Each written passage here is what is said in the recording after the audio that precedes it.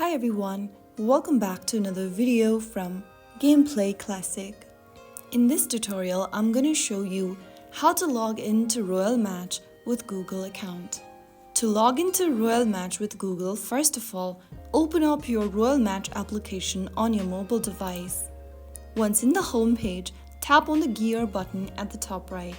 In the settings menu, tap on Save Your Progress.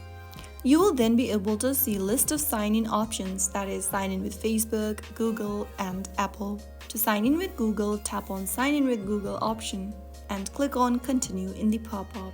Follow through the instructions. Now enter your Google account's email address or phone number and tap Next. Now enter your password on the next page associated with your Google account and tap Next again. Click on the Continue button once you see this interface. And right after you do that, you will be able to log in Royal Match with Google. If you found the video helpful, don't forget to like, share and subscribe for more tutorials. I'll see you in the next video. Stay tuned till then.